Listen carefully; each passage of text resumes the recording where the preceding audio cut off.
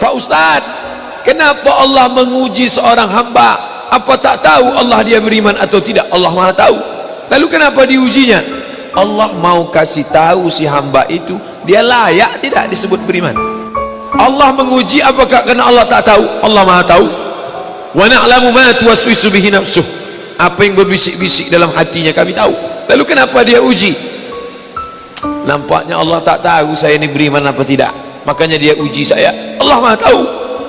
Wa huwal alimul khabir. Dia Maha tahu yang tersurat, yang tersirat, yang berbisik, yang terucap, dia tahu. Lalu kenapa dia uji? Dia mau ngasih tahu kamu layak apa tidak disebut orang beriman. Dia mau ngasih tahu kamu yang tiap hari mengatakan asyhadu an la ilaha illallah wa asyhadu anna muhammadar rasulullah, amantu billah, raditu billahi rabba, wa bil islami dina, wa bi muhammadin nabiyya wa rasulah, wa bil qur'ani imama. Layak tak kau ucapkan kalimat itu? Maka diujinya. Maka ketika ujian itu datang jangan terkejut, karena orang yang mengaku S2 pastilah dia diuji tesisnya.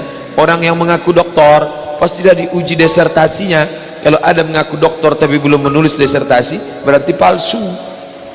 Kalau ada mengaku layak menjabati suatu tempat tapi belum teruji, berarti palsu. Yang palsu tak layak untuk menerima hadiah. Bapak Ibu yang dimuliakan Allah Subhanahu wa taala, maka ketika ujian itu datang, pada hari silih berganti itulah datang ujian. Walanabluwannakum bisyai'im minal khauf. Kami uji dia dengan takut.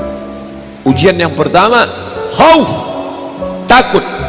Yang kaya takut miskin, yang senang takut susah, yang sayang pada anak takut anak mati, yang sayang pada ayah takut, yang punya istri takut istrinya meninggal, yang punya suami takut suaminya mendahului dia. Takut. Apakah takut itu bisa membuat orang menjadi kafir? Ya, saking takutnya miskin menghalalkan segala cara yang mestinya bukan hak milik dia, dipindah alih nama, menyogok riswah, memakan dengan cara batil. Mengapa orang menjadi menghalalkan segala cara? Yang pertama karena takut. Betapa rasa takut kalau sudah menguasai orang, dia bisa membuat orang menghalalkan segala cara. Seorang istri terlalu takut kehilangan suami, bisa jadi dia menjadikan cara-cara yang tidak disyariatkan Allah. Dandanannya tidak lagi menurut tuntunan Al-Quran, raut wajahnya tidak lagi memakai pakaian yang dibenarkan syariat Islam. Apa yang membuat orang melakukan perbuatan haram? Takut. Artis ingin eksis di panggung hiburan, maka dia buka yang tidak semestinya dilihat oleh bukan mahramnya. Apa yang membuat orang takut? Takut, takut, takut. Walanabluwannakum bisyai'im minal khauf. Kami uji kalian dengan rasa takut. Walju', lapar. Lapar di mana letak lapar? Perut. Berapa panjang perut? Sejengkal. Gara-gara perut yang sejengkal orang menghalalkan segala cara. Sejengkal perut, sejengkal di atas pusar, sejengkal di bawah pusar. Nafsu perut, nafsu syahwat. Kedua-dua nafsu ini membuat orang menjadi menghalalkan segala cara haram. Mati, sakit, takut mati, takut sakit, takut susah, takut melarat. Wathamarat, takut buah-buahan hilang, takut paceklik, takut kemarau panjang, sampai-sampai meminta kepada setan, sampai-sampai memandikan kucing, sampai-sampai membuat sajen. Gara-gara apa itu semua? Takut, takut, takut. Wabasyiris sabirin. Berikanlah kabar gembira kepada orang-orang yang sabar. Siapa itu? Alladzina idza asabathum musibah. Orang-orang yang ketika dia ditimpakan ujian itu, apa kata mereka? Qalu, mereka berkata, inna lillahi wa inna ilaihi raji'un.